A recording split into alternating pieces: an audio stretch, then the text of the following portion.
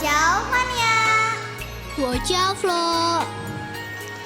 Dan kita mau mengucapkan Gongxi Facai. Xinyan Kuai Wan Sherui. Yeay, ang ponalai. Itu di belakang layar aja. Selamat datang Om Tante Cici Koko di The City Light Purwokerto, ibadah spesial Imlek. Tepuk tangan untuk kita semua. Wah, suka deh. Tiap Imlek warnanya merah-merah, kayak bajuku. Kayak kita ya, bajunya merah. Jepitnya merah. Biar bisa terima uang merah. Amin. Nah, tahun ini show-nya apa? Ada yang bisa tahu? Aku tahu show tahun ini adalah kuda api. Yap, benar banget.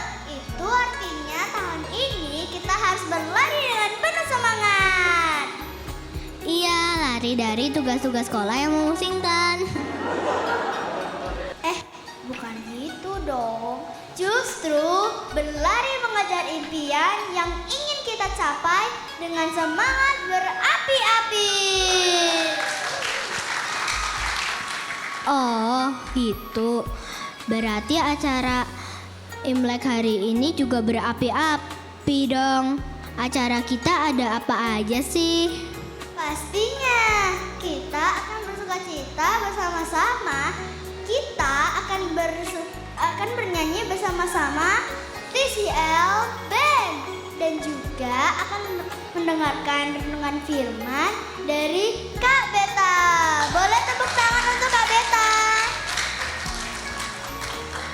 Nah, setelah ini juga ada special performance kan? Wah, jadi nggak sabar nih. Performance-nya sekeren apa?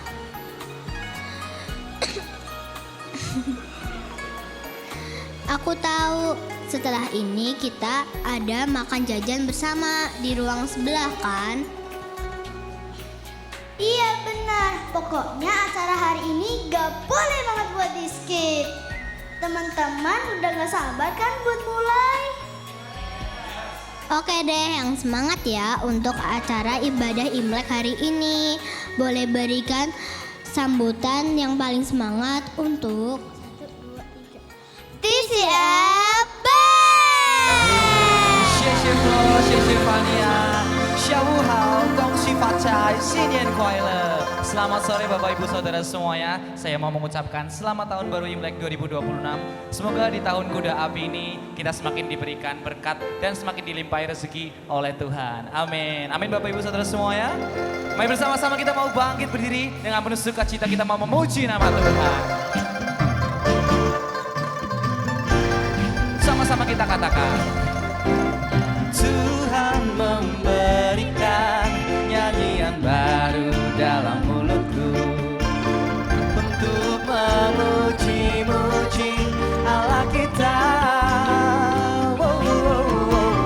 Banyak orang akan melihatnya dan menjadi takut, lalu percaya kepada Tuhan. Tuhan memberikan nyanyian baru dalam mulutku. Untuk apa Bapak Ibu semuanya?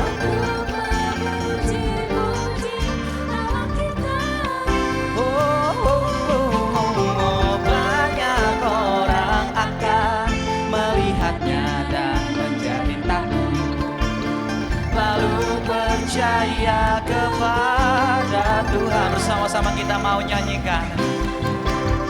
Yesus cinta saya, Yesus cinta kamu, Yesus cinta semuanya, firman-Nya digenapi.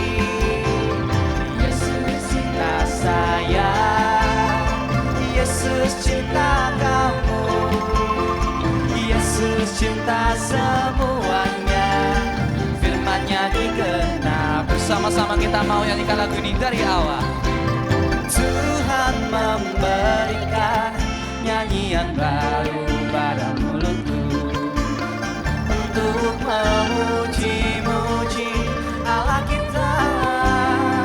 Oh, banyak orang akan melihatnya dan menjadi takut, lalu percaya kepada Tuhan. Sama-sama kita nyanyikan. Yesus cinta saya, Yesus cinta kamu, Yesus cinta semuanya, firman-Nya digenapi. Oh, Yesus cinta saya, Yesus cinta kamu, Yesus cinta semuanya. Sekali lagi kita katakan, Yesus cinta saya, Yesus cinta saya, oh Yesus cinta kamu, Yesus cinta semuanya, firman-Nya digenapi. Yesus cinta saya, Yesus cinta kamu, Yesus cinta semuanya, firman-Nya digenapi. Mari kita sambut ibu-ibu kesayangan Tijel.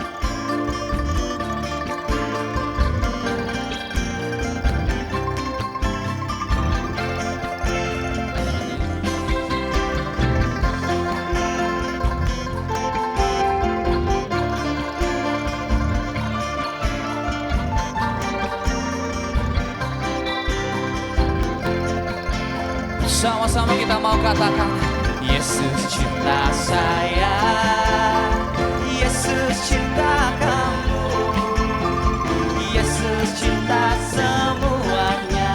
主耶稣爱我，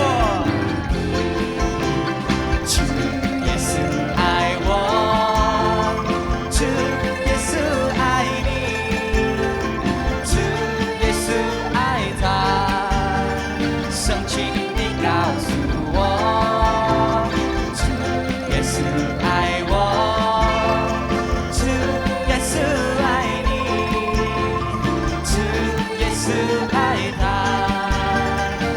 Sambil bertepuk tangan di atas kepala Bapak Ibu Saudara semua, katakan, Ju Yesus爱我，主耶稣爱你，主耶稣爱他，圣经你告诉我，主耶稣爱我，主耶稣爱你，主耶稣爱他，圣经你告诉我。Lebih lagi memuji nama Tuhan.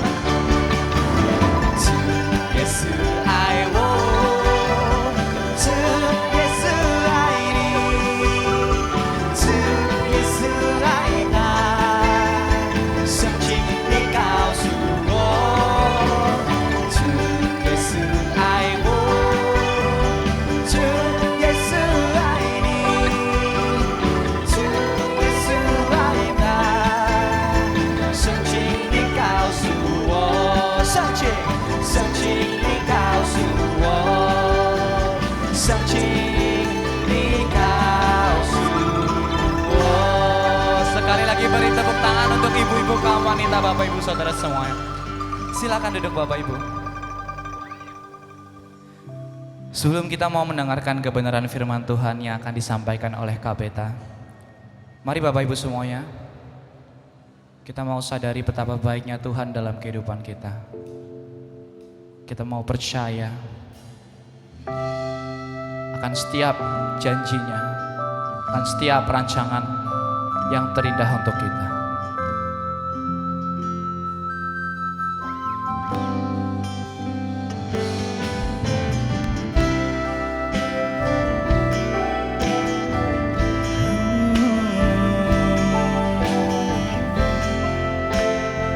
Bersama-sama kita mau katakan. Saat ku tak melihat jalanmu, saat ku tak mengerti rencanamu, namun tetap ku pegang janjimu. Pengharapanku hanya padamu. Sama-sama kita mau naikkan pujian ini kembali dari awal. Saat kau tak melihat jalan, saat ku tak melihat jalanmu, saat ku tak mengerti rencanamu, namun tetap ku pegang janjimu. Pengharapanku, bersama-sama kita mau katakan. Hatiku percaya,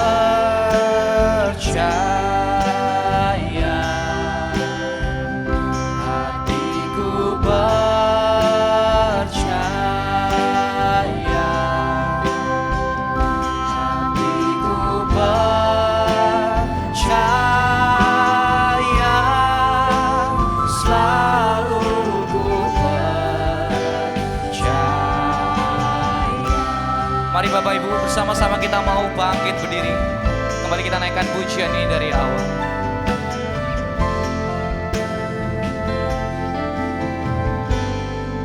Nyanyikan. Saat ku tak melihat jalanmu, saat ku tak mengerti rencanamu, namun tetap ku pegang janjimu. Pengharapanku hanya padamu. Kami percaya Tuhan. Hatiku percaya,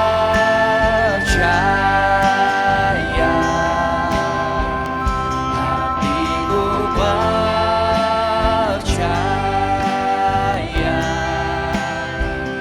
hatiku percaya,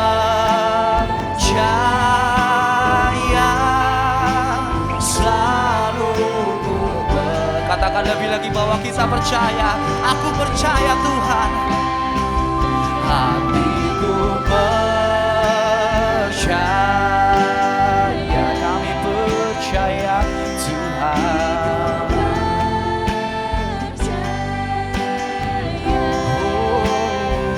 Hatiku percaya, selalu ku percaya. Bersama-sama kita mau sembah nama Tuhan.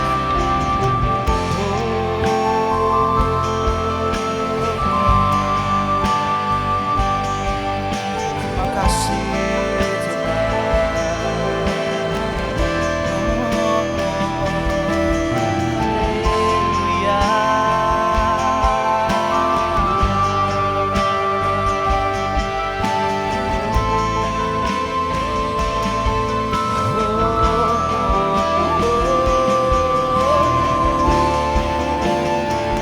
Mari Bapak Ibu Saudara semuanya, bersama-sama dengan satu suara kita mau nyatakan, dengan satu hati kita katakan. Hatiku percaya,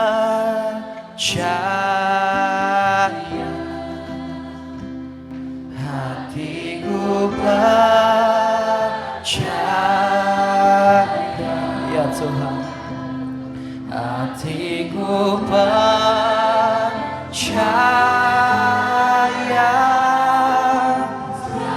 Cuma hati yang dikasihi Tuhan saja Mari nyanyikan ini lebih dalam lagi. Hatiku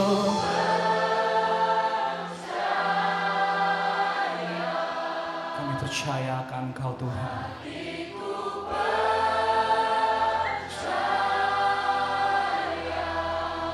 Kami percaya.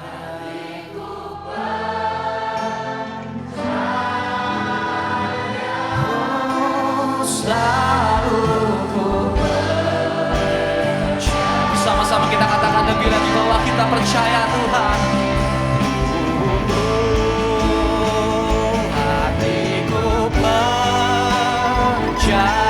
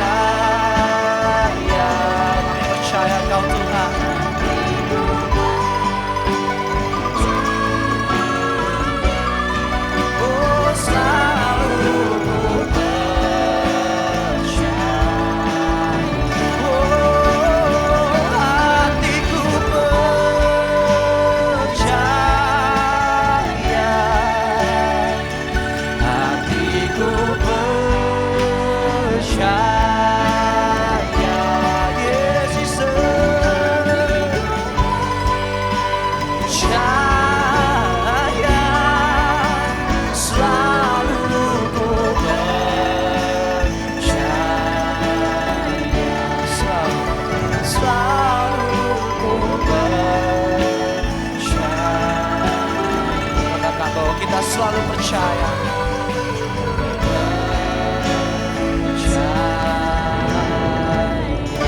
Beri tepuk tangan untuk Tuhan Yesus, Bapak Ibu Saudara semua.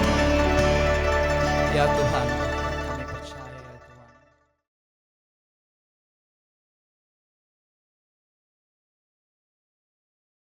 Sheshe Victor. Kita beri tepuk tangan dong Bapak Ibu untuk para volunteer yang sudah melayani kita pada sore hari ini.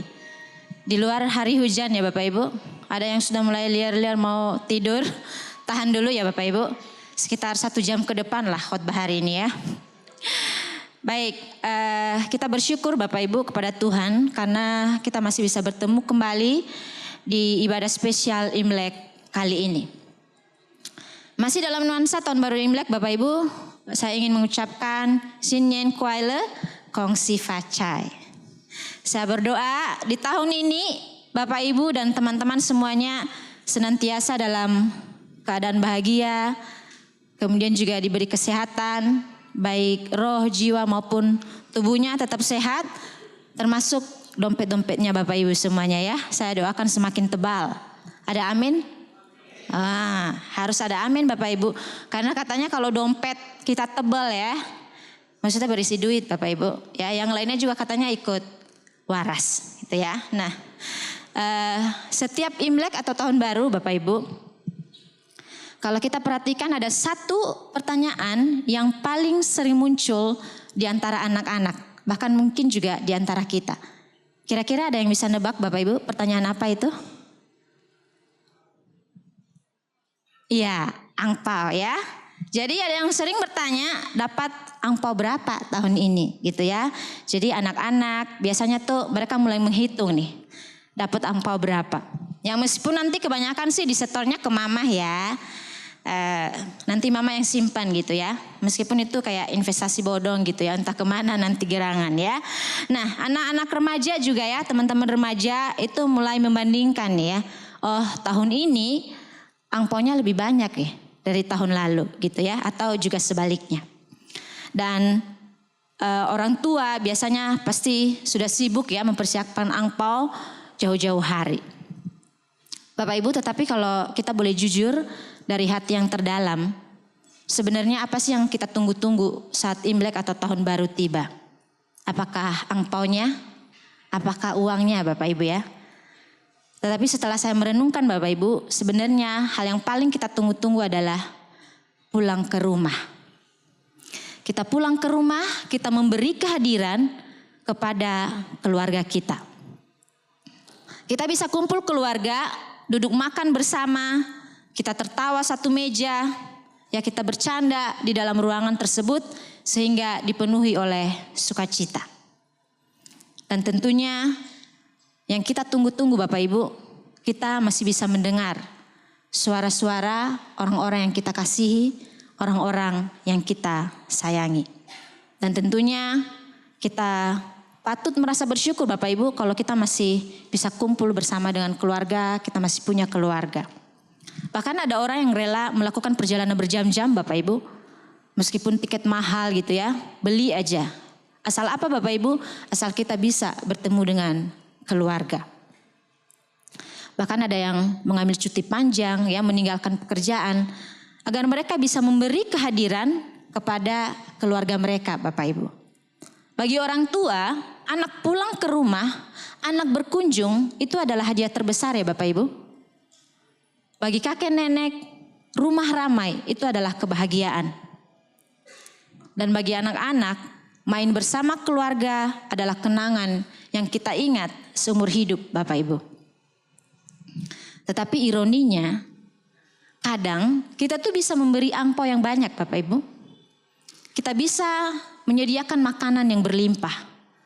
Foto keluarga yang lengkap kita bisa berikan tahun itu.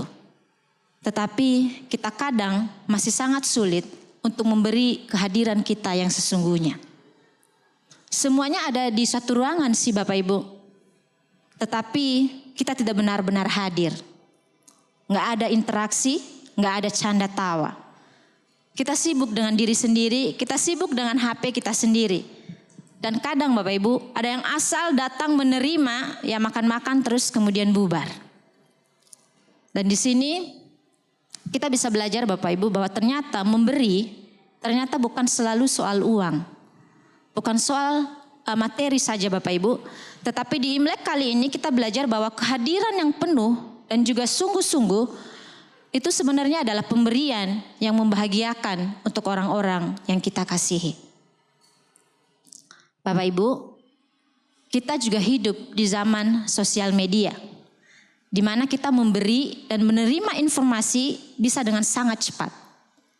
Kita memberi informasi tentang keadaan kita dan kita bisa menerima informasi dari keluarga kita atau teman kita yang bahkan jauh sekalipun.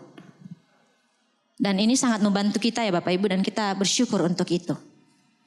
Jadi sosial media itu memberi kita banyak berita, banyak informasi yang ingin kita ketahui. Dan bahkan itu bisa beragam Bapak Ibu, tergantung apa yang mau kita dengar.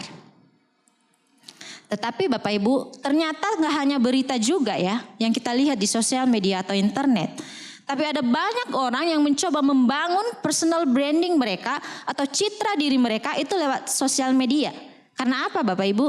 Karena itu bisa dilihat oleh banyak orang, bisa diakses oleh banyak orang, dan bisa diterima oleh banyak orang. Seolah-olah yang terlihat di sosial media adalah nilai diri seseorang yang sesungguhnya.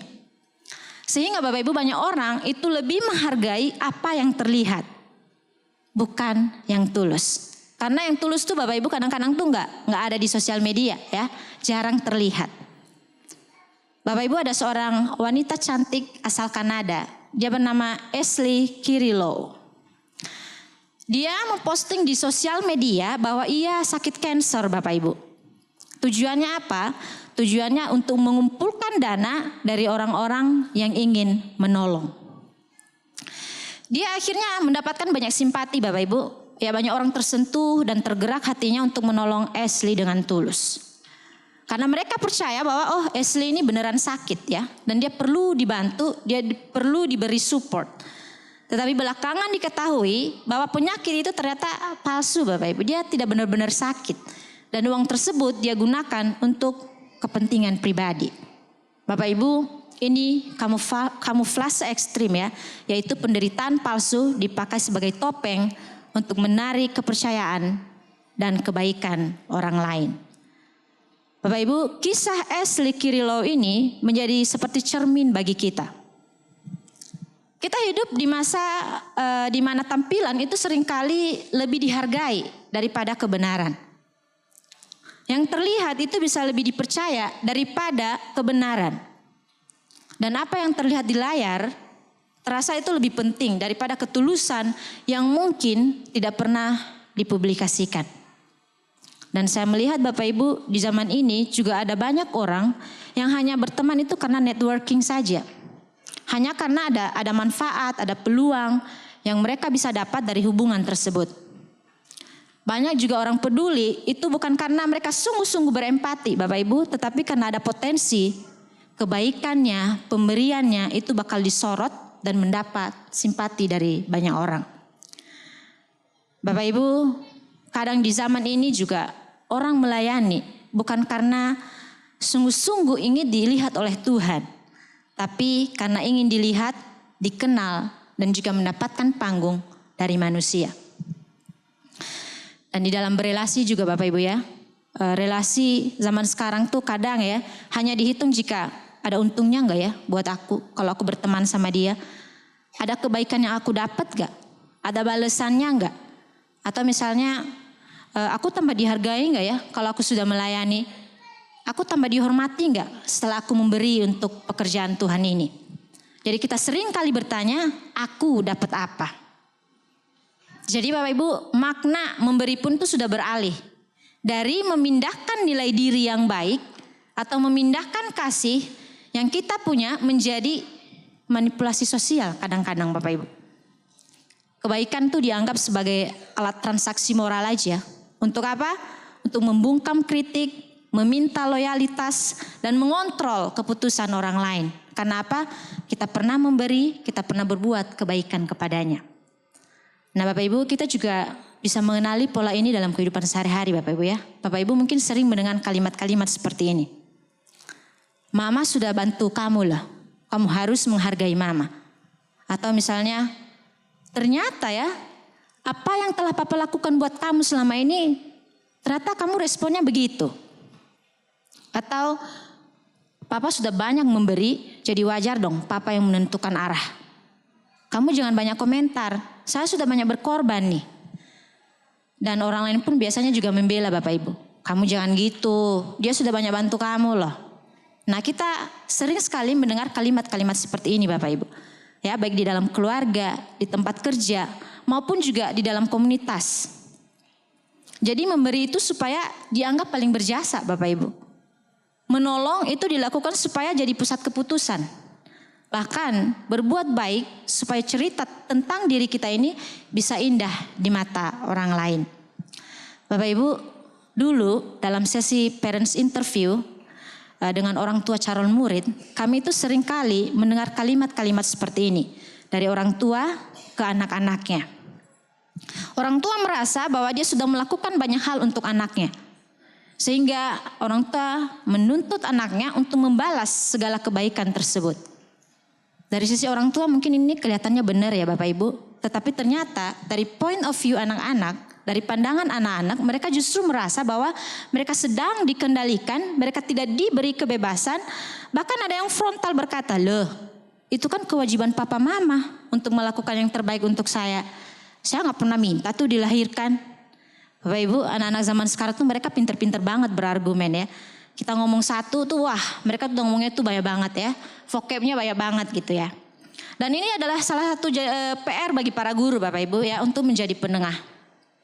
Makanya sekarang kami di Sekolah Gracia Kids Bapak Ibu, kami punya nilai. Namanya itu tumbuh dalam versi terbaik. Di mana guru-guru itu tidak hanya mengajar saja, tapi juga kami bekerja sama dengan orang tua untuk kami boleh membangun karakter dan juga potensi anak-anak yang kami didik.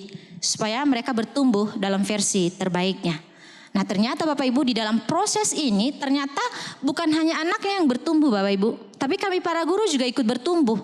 Orang tua juga ikut bertumbuh. Karena kami masing-masing akhirnya belajar mengenal, belajar memberi waktu sehingga kami bisa tahu bagaimana meresponi satu dengan yang lain. Bapak Ibu, seringkali tanpa kita sadari, pemberian kita atau kebaikan yang kita lakukan itu bisa menjadi jebakan pelan-pelan. Ya, kebaikan berubah menjadi semacam kartu moral yang bisa kita mainkan gitu ya. Seolah-olah karena sudah memberi, kita punya hak untuk mengatur ya, menekan bahkan membungkam orang lain. Jadi moral bukan lagi nilai yang dihidupi Bapak Ibu, tetapi alat untuk kita memenangkan posisi. Dan yang menerima pun juga bisa terjebak Bapak Ibu ya. Mereka merasa tidak enak hati, mereka merasa berhutang, merasa harus selalu setuju supaya tidak dianggap gak tahu diri Bapak Ibu. Jadi relasi yang dimiliki itu tuh udah gak bebas lagi, tetapi terikat oleh beban balas budi. Tapi Bapak Ibu, menariknya kalau kita sungguh-sungguh melihat apa yang Tuhan Yesus ajarkan, kita akan menemukan sesuatu yang gak biasa Bapak Ibu. Yesus tidak pernah mengajar kita untuk kita memberi supaya punya pengaruh atau berbuat baik supaya posisi kita makin kuat. Tapi justru sebaliknya Bapak Ibu. Ia menawarkan cara berelasi yang secara manusia itu tuh nggak menguntungkan. Memberi tanpa jaminan balasan, berbuat baik tanpa mencari keuntungan. Dan disitulah letak radikalnya ajaran Tuhan Yesus Bapak Ibu.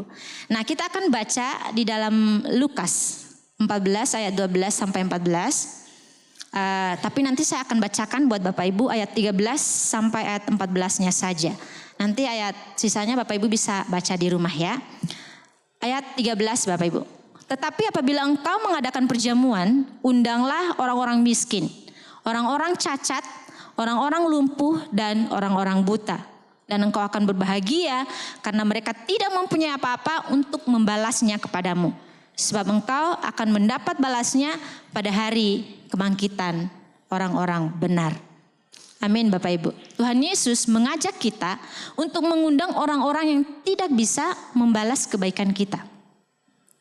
Jadi Tuhan Yesus itu meruntuhkan sistem give and take.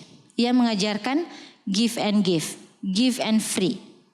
Bapak Ibu, dalam tradisi Yahudi saat itu, jamuan makan itu bukan sekedar makan bersama doang. Tapi itu adalah simbol status.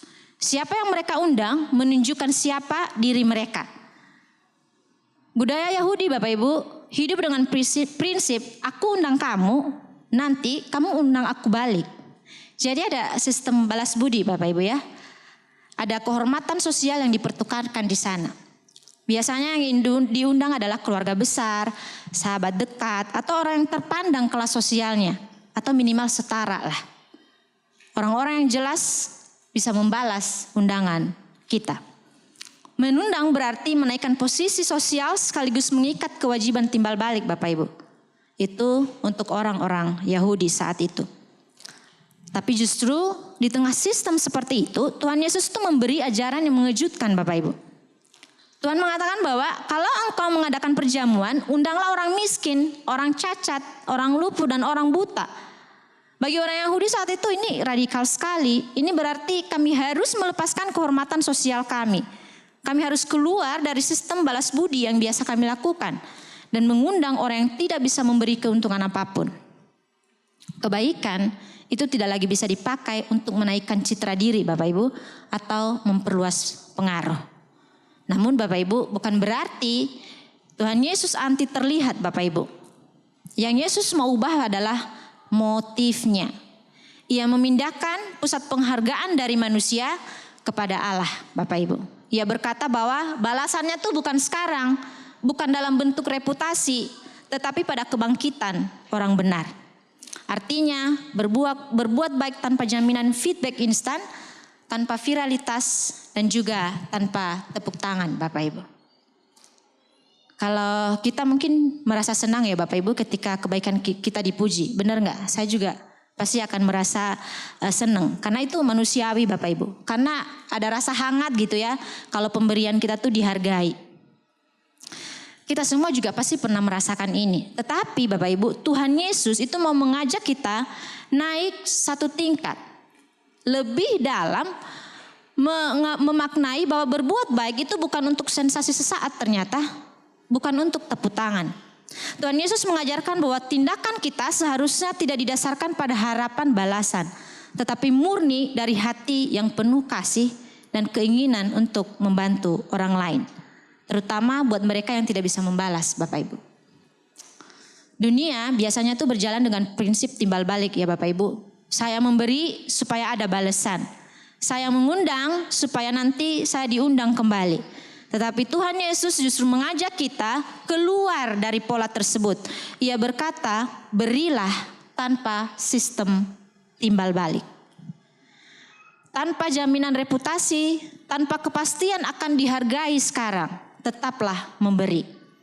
Tetapi satu yang pasti Bapak Ibu yang Tuhan Yesus janjikan buat kita bahwa tindakan kasih yang tulus dan tanpa pamrih itu kita akan mendapat balasannya dari Tuhan pada hari kebangkitan orang-orang benar. Bapak Ibu, ada seorang hamba Tuhan di abad keempat namanya John Chrysostom. Dia pernah berkata begini Bapak Ibu, kita seharusnya tuh lebih khawatir ketika kebaikan kita langsung dibalas oleh manusia. Karena jika sudah dibalas sekarang, selesai sudah upahnya. Tetapi jika manusia tidak membalas, justru Allah sendiri yang akan menjadi pembalas kita. Artinya Bapak Ibu, Yesus tidak sedang melarang kita untuk menerima ucapan terima kasih. Ia sedang mengangkat hati kita ke level yang lebih tinggi. Memberi bukan karena kita berharap kembali, tetapi karena kita betul-betul mengasihi Tuhan. Dan ketika balasannya tidak datang sekarang, itu bukan kerugian Bapak Ibu. Itu hanya berarti upahnya itu sedang disimpan di kekekalan. Dunia memberi untuk membangun citra Bapak Ibu, tetapi Tuhan Yesus mengajak kita untuk memberi dan melakukan kebaikan untuk merasa bebas dalam berelasi. Kita hidup di zaman yang mengukur kebaikan dengan sorotan. Sedangkan Tuhan Yesus mengukur kebaikan dengan kebebasan. Baik itu kebebasan dari berbuat baik dengan tulus tanpa terlihat, maupun juga kita membebaskan orang lain dari beban merasa berutang budi Bapak Ibu, atau beban untuk membalas balik kebaikan kita. Dan ini adalah surprising truth buat kita Bapak Ibu. Yang pertama, seringkali kita terjebak dalam pemahaman seperti ini. Kita tidak memberi demi orang lain. Kita memberi demi memastikan diri kita tetap terlihat bernilai, tetap baik di mata orang lain. Yang kita kejar bukan balasan Bapak Ibu, tetapi pengakuan identitas. Banyak tindakan baik sebenarnya lahir dari kebutuhan untuk merasa diri berharga. Masalahnya Bapak Ibu, kalau nilai diri kita itu tergantung pada respon orang lain, maka setiap kali kita tidak mendapat respon yang kita inginkan, kita merasa tertolak. Bukan karena pemberian kita sia-sia sekali lagi, tetapi karena kita merasa, aku gak dilihat. Kita ingin diyakinkan bahwa kita ini masih bernilai gitu, masih penting. Dan yang kedua Bapak Ibu, kadang kekecewaan muncul bukan karena kebaikan kita gak dibalas Bapak Ibu, tetapi lebih kecewa karena kebaikan kita itu tuh gak disorot. Dan yang ketiga Bapak Ibu, yang membuat kita lelah itu bukan memberi, tapi mempertahankan citra kita sebagai orang baik. Performa moral itu jauh lebih menguras energi Bapak Ibu daripada kasih yang tulus. Memberi dengan tulus justru bisa menyegarkan, melegakan. Tetapi memberi sambil menjaga reputasi itu sangat melelahkan. Karena apa Bapak Ibu? Kita harus selalu konsisten terlihat baik, kita takut dinilai berubah, kita sulit berkata tidak, kita menjaga ekspektasi orang lain. Dan itu melelahkan Bapak Ibu.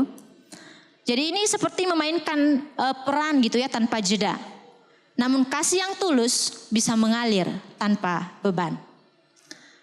Bapak Ibu, sekalipun fakta kehidupan seperti ini, maka good news-nya buat kita adalah kita tidak perlu membuktikan diri bahwa kita adalah orang baik untuk jadi bernilai Bapak Ibu.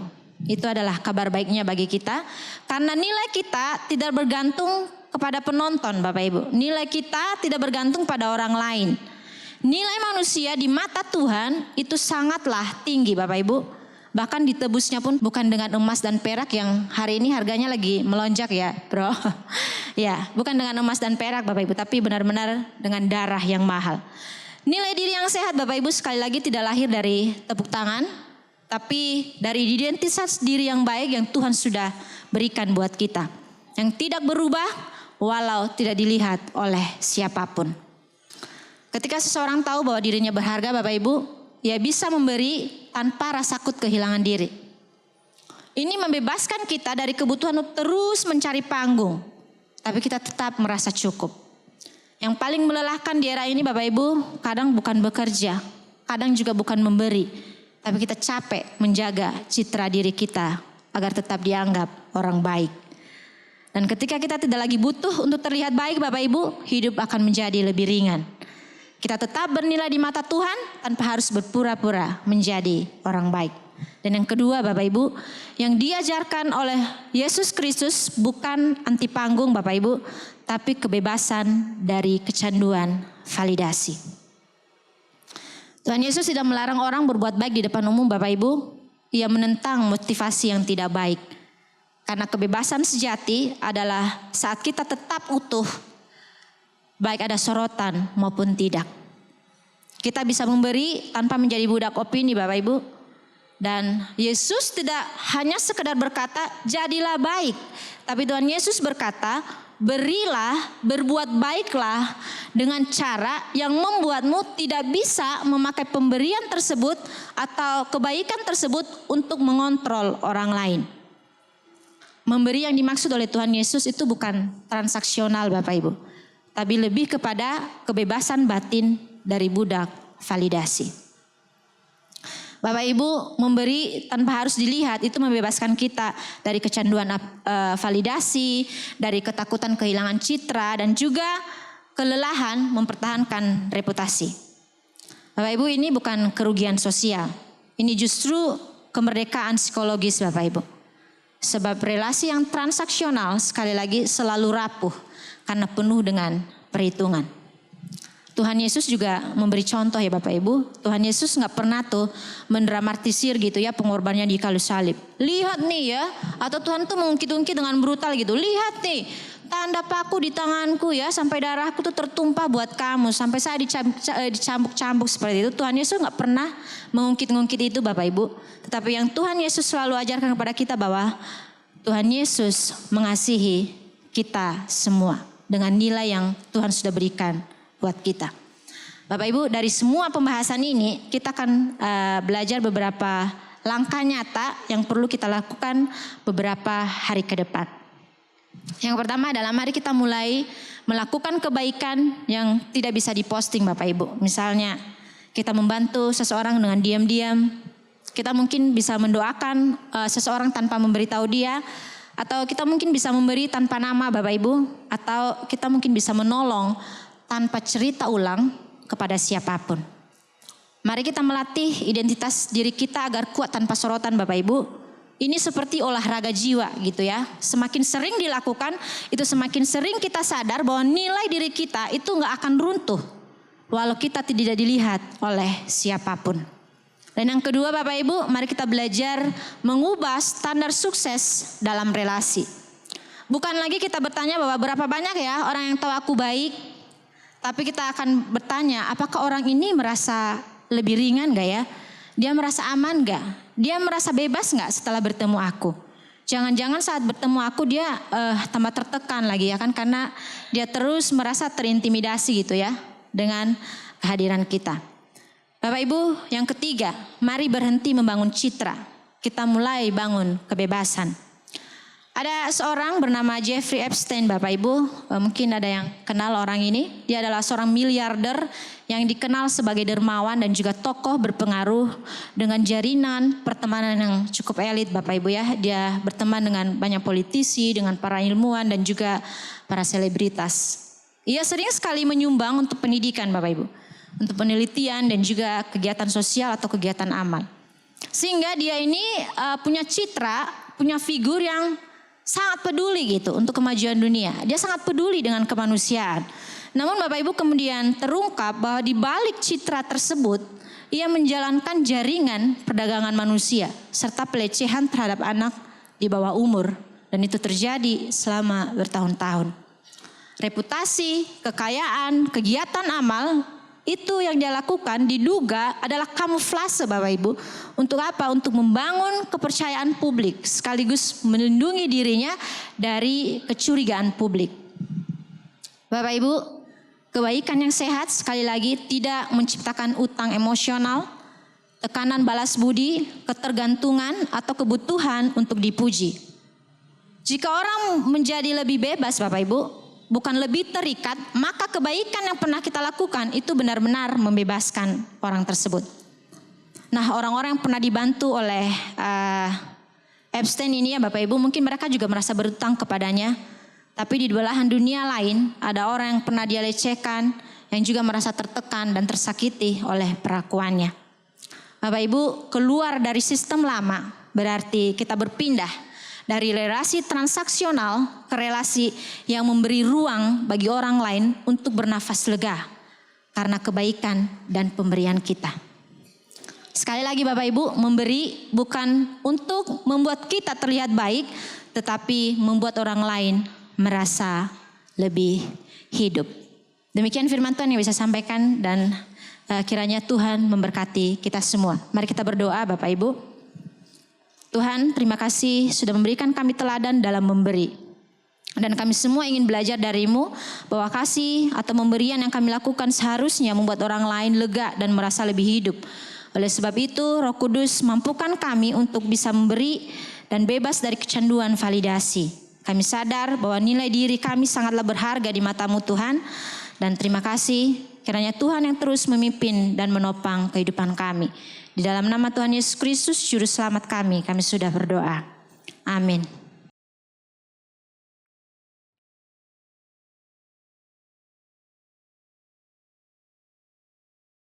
Terima kasih Kak Beta untuk firman Tuhannya. Kita panggil teman-teman kids ya. Ayo teman-teman kids sini.